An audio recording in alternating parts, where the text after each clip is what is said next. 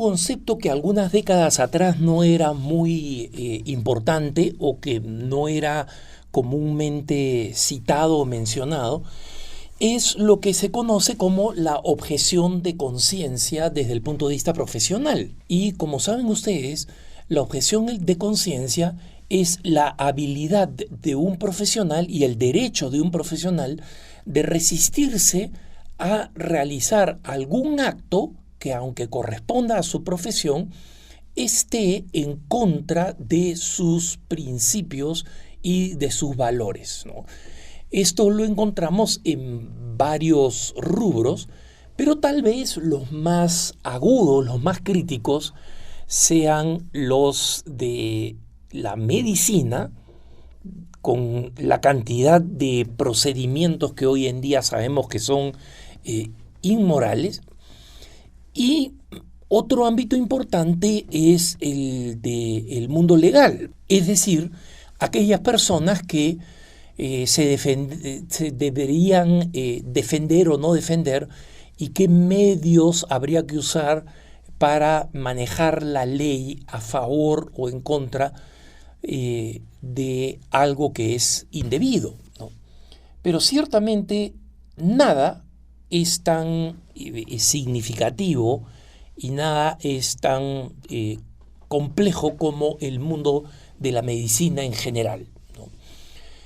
Cirujanos internistas, especialistas, ginecólogos, por supuesto, enfermeras, etc. El problema es cuando este tema de la objeción de conciencia se enfrenta con autoridades que supuestamente deberían respetarlas y no las respetan. Y para los que tienen curiosidad sobre este tema de la objeción de conciencia, ustedes lo pueden buscar porque ya he hablado de ellos extensamente en otros puntos de vista, ¿no? Y ustedes saben que está la colección de mis puntos de vista con un buscador en la página web preguntasdefe.com, preguntasdefe.com. Pero ahora voy a hablar de un caso extremadamente extraño y lamentablemente muy revelador, que se produjo en la ciudad de Portland, en el estado de Oregon, en los Estados Unidos. Esta doctora, que es internista y que en consecuencia le toca tratar muchas veces temas de emergencia y tomar decisiones médicas o asistir en decisiones médicas que van en contra de sus principios. Hablemos de vasectomías, introducción de dispositivos intrauterinos, asistir en abortos, asistir en cambios de sexo. Y esta doctora, que es una doctora católica, por si acaso, siguió sus estudios en Portland y se aseguró de que ella no entraba en ámbitos específicamente conflictivos, ¿no? Y durante su estudio médico, que no suele ser muy fácil, ¿no? Logró que fuera eximida de practicar o de hacer algunas de las intervenciones quirúrgicas que he mencionado y que van contra la enseñanza de la Iglesia. Y logró hacerlo, logró concluir y hacer su carrera de manera exitosa, con muy buenas cualificaciones, dicho sea de paso. Y como ella en persona no es alguien que le interesa particularmente ser conflictiva, dijo: mira, voy a estudiar y voy a buscar con cuidado después de haber estudiado en la Oregon Health and Science University, para ser recibida en algunos hospitales donde puedo realizar mi práctica, y no voy a buscar pues una clínica abortista, no voy a buscar una clínica donde deliberadamente me voy a meter un problema. O sea, ella no quería convertirse, digamos, en la abanderada de la lucha a favor de la objeción de conciencia. Quería simplemente vivir su vocación médica, servir a la comunidad, aprovechar sus excelentes habilidades y finalmente le ofrecieron un trabajo o sea, aplicó a varias clínicas donde ella explicaba cómo estaba dispuesta a utilizar todos sus conocimientos, digamos, para el uso de sus conocimientos médicos, que como digo eran muy buenos, tenía muy altas calificaciones, y finalmente recibió una propuesta que ella aceptó tremendamente porque precisamente en teoría le iba a evitar los dilemas éticos, ¿no? Y se trata de un hospital católico, ¿no? Que se llama el Providence Medical Group y que se encuentra en uno de los barrios de Portland que se llama Sherwood, ¿no? Y cuando le aceptaron el trabajo en enero del 2019, ella, Kreft, esta señora, ya estaba casada, todavía joven, ¿no?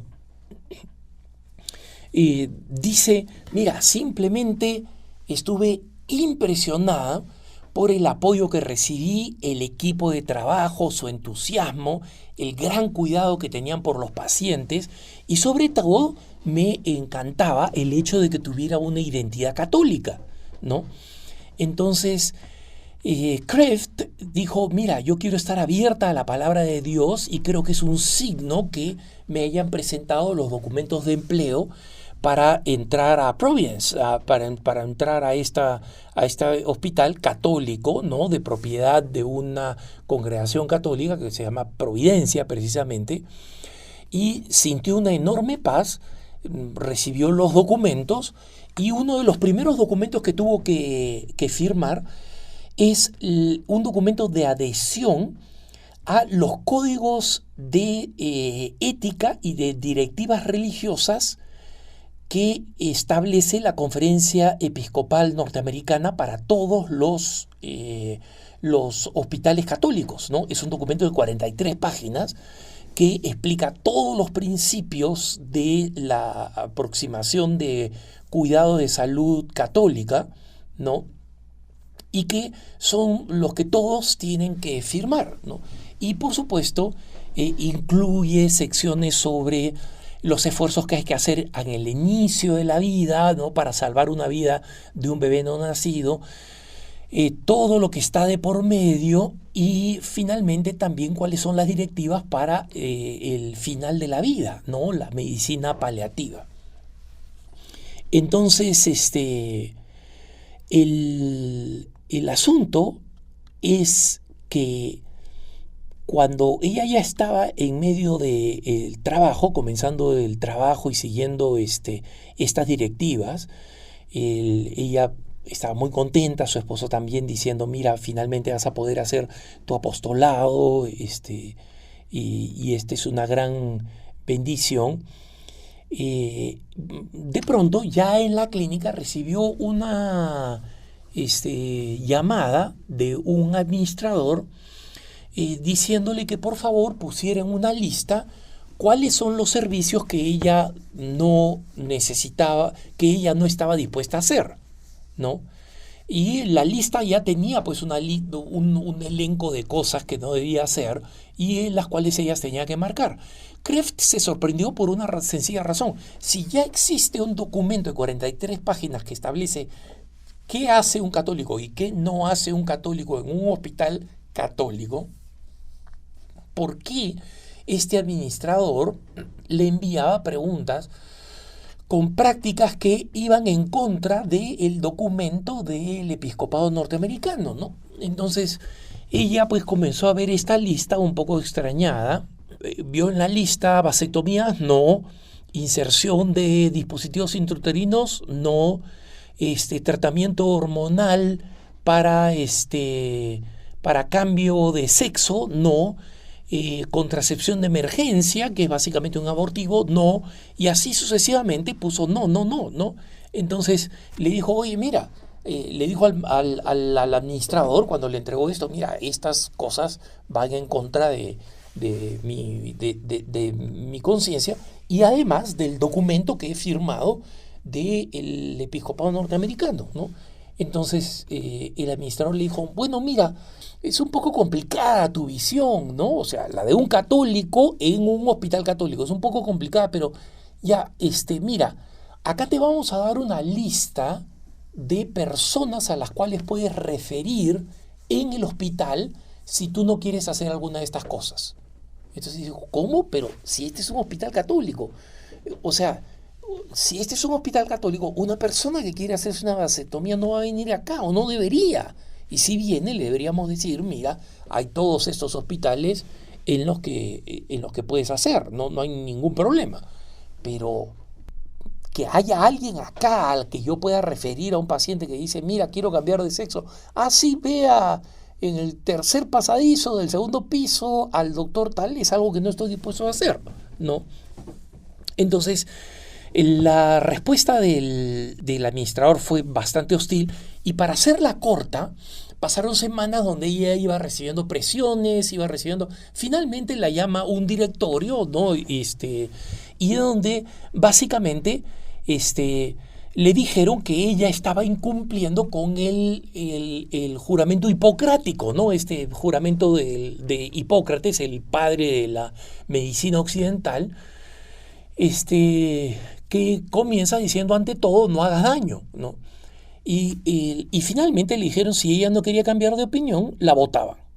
Y la votaron, ¿no? Y resulta que las organizaciones católicas, nosotros como nuestra agencia en inglés, Catholic News Agency, ella ha lanzado una acusación de abuso contra sus derechos civiles, contra el hospital, y en realidad esta denuncia no tiene mucho futuro porque aunque la han expulsado de un hospital católico que debería estar completamente de acuerdo con lo que ella dice, Portland y en general el estado de Oregon es un estado extremadamente liberal y donde las cortes probablemente le terminen dando la razón al hospital. Y cuando nosotros llamamos a Providence, al hospital, a preguntarles en qué iba la situación, dijeron que no podían discutir la situación porque se trataba de un tema de personal, ¿no? Entonces nosotros le dijimos, oye, un momentito, ustedes ya la han expulsado, ella no es personal, ya no trabaja con ustedes. No, pero igual funciona lo mismo, ha sido personal, entonces es un tema privado. Básicamente no han querido dar respuesta. Y esto, les digo, me preocupa, hermanos, porque no solamente tenemos este caso, en Estados Unidos tenemos varias universidades jesuitas, no solamente jesuitas, ¿no? Hay también una universidad agustina, hay un par de universidades más, pero es bastante común en las universidades jesuitas en Estados Unidos, con alguna excepción, que los católicos que entran a trabajar tengan que firmar documentos de aprobación de la diversidad. Y ustedes dirán, bueno, pero ¿qué cosa tiene de malo? Por supuesto que hay que aceptar la diversidad, ¿no? Hay que tratar a los hombres y las mujeres con los mismos derechos, las personas de distintos grupos sociales, de distintos grupos raciales, todos tienen que ser tratados con derecho, y eso es absolutamente cierto, y eso es absolutamente bueno. El problema es que ponen dentro de las diversidades que una persona tiene que aceptar es el tema de género, ¿no? Y en consecuencia, en una universidad jesuita, en contra de la doctrina de la iglesia, si tú tienes un gorilón peludo que dice que es mujer, lo tienes que tratar de ella, ¿no? Y estás violando la ley y te estás exponiendo en una universidad supuestamente católica. Te estás exponiendo a que te expulsen de él y pierdas el trabajo o recibas reprimendas y los distintos castigos en el camino, si tú te atienes a la doctrina de la Iglesia sobre la realidad referida al sexo.